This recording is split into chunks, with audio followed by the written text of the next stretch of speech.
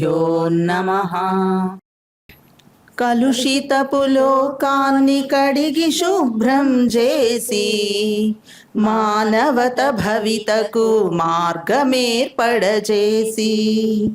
సకల లోకపు హితవు సన్మార్గ పదమును సృష్టికర్తకె దారి సుగమమ్ము చేసిన శ్రీ స్వామి వెంకయ్య స్వామి, మన స్వామి వెంకయ్య స్వామి. శ్రీ స్వామి వెంకయ్య స్వామి, మన స్వామి వెంకయ్య స్వామి. అందరికీ నమస్కారం. మనం ప్రతి శనివారం జరుపుకునే స్వామి భక్తుల సత్సంగానికి శుభాహ్వానం పలుకుతూ, స్వామివారి సేవలో ఎంతో కాలం గడిపిన గోపాలయ్య గురించి, ఆయన ప్రత్యక్షంగా చూసిన కొన్ని సంఘటనల గురించి మనం వివరించుకుంటున్నాం. ఆత్మీయులారా, వెంకయ్య స్వామి పరమోన్నతమైనటువంటి ఆయన దయను, ఆయన కృపను, ఆయన శక్తిని, సామర్థ్యాన్ని, అదేవిధంగా భక్తుల పట్ల ఆయనకు ఉండేటువంటి అవ్యాజమైన కరుణను, ఇలా అనేక విషయాలను సహేతుకంగా వివరించే ఒక పరమాద్భుతమైన స్వామి కృపా ప్రసాదమైన సత్సంగం ఇది. అనేక కోణాలలో మనం ఎన్నో సంవత్సరాలుగా దీన్ని నిర్వహిస్తూ వస్తున్న విషయం తమకు తెలుసు.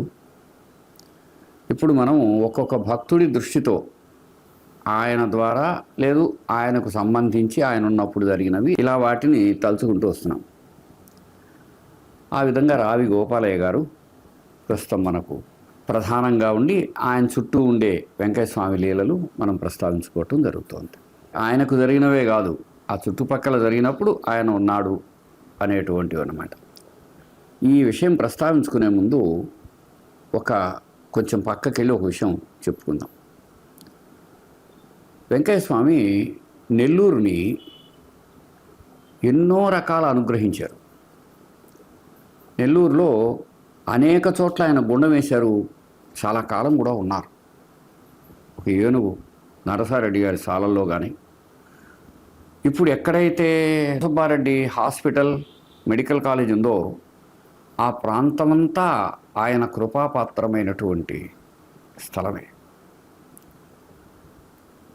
అదేవిధంగా వచ్చి నెల్లూరు నగరంలో అనేక చోట్ల స్వామి వచ్చిన విశేషాలు మనకు అక్కడక్కడ లభ్యమవుతూ ఉంటాయి.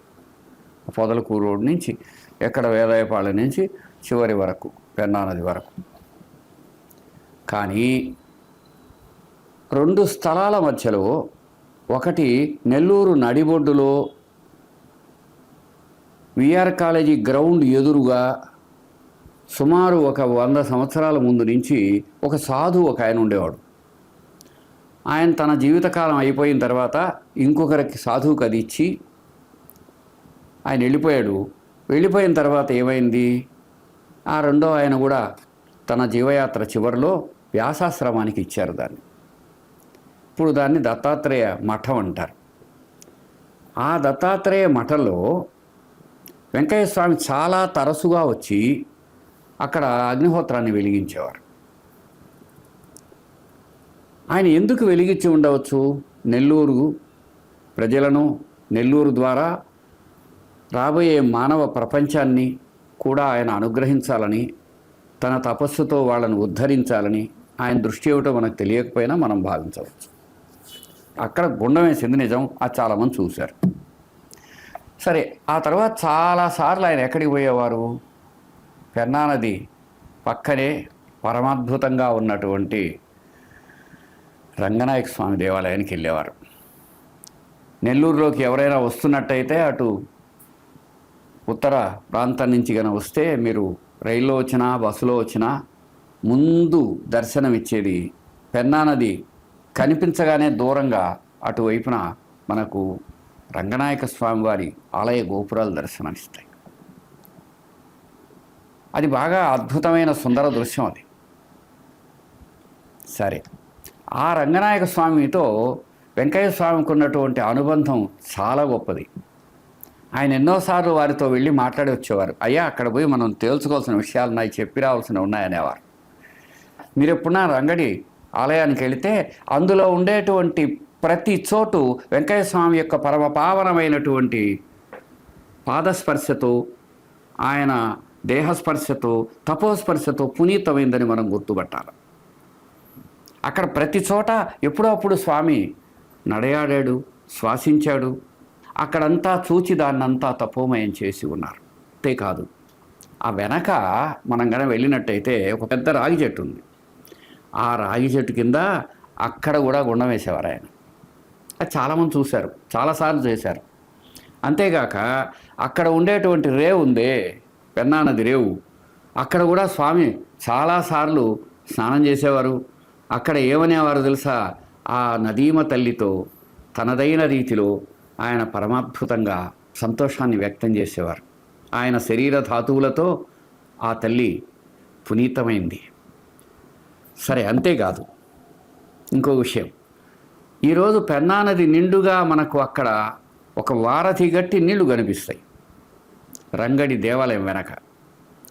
అక్కడ ఏం జరిగిందంటే, ఆయన అనేక సార్లు ఈ పెన్నా నదికున్న ఇబ్బంది ఏంది, వారసులు లేనప్పుడు ఒక్కసారి నీళ్ళు వస్తాయి, వెళ్ళిపోతాయి, దాన్ని వెలిపెన్నా అంటారు.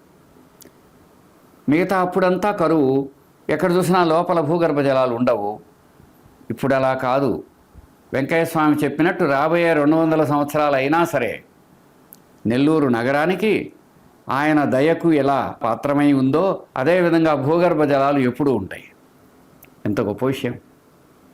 అందుకని ఆయన నది మధ్యలో వెళ్ళి అక్కడ కూడా తన ధునిని నిర్వహణ కార్యక్రమాన్ని కొనసాగించారు. స్వామి తపోమయమైనటువంటి ఆ నదీమ తల్లి నెల్లూరుకు ఒక గొప్ప వరప్రదాయని.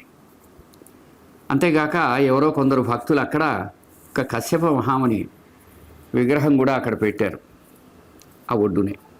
సరే, ఇవన్నీ ఎలా ఉన్నా అందుకని మనం స్వామిని గుర్తు చేసుకుంటూ ప్రతి గురువారం ఉదయం 5 గంటలప్పుడు దత్తాత్రేయ మఠం నుంచి స్వామి చెప్పిన ఓం నారాయణ ఆదినారాయణ నామాన్ని స్మరించుకుంటా ఇక్కడి నుంచి అక్కడ రంగడి దేవాలయం వరకు వెళ్ళి ప్రణతులు అర్పించి అందరూ బాగుండాలి, ఈ ఊరు ఇందులో ఉండే ప్రజలు సమస్త మానవాళి ప్రతివారు బాగుండాలని అందరి తరపున నమస్కరించి అక్కడ పుష్పాంజలి ఘటించి నీరాజనమిచ్చి మనం ప్రతివారం వెళ్ళి వస్తున్నాం.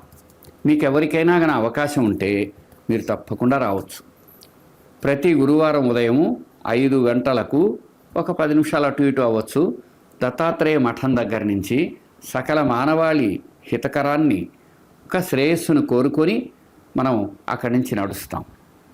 వేసే ప్రతి అడుగు స్వామి స్ఫూర్తితో, మహాత్ముల స్ఫూర్తితో, ధర్మస్ఫూర్తితో, భరతమాత స్ఫూర్తితో జరుగుతుందన్నమాట. కాబట్టి మీరు రండి, మీకు తెలిసిన వాళ్ళకి చెప్పండి. ఇది ఒక నడక అభ్యాసమైనటువంటి స్వామి స్ఫూర్తితో జరిగేటువంటి సాధన. ఒకసారి ఎప్పుడైనా వచ్చినట్టయితే అందులో ఉండేటువంటి సంతోషాన్ని మీరు కూడా పొందవచ్చు. నారాయణ ఆదినారాయణ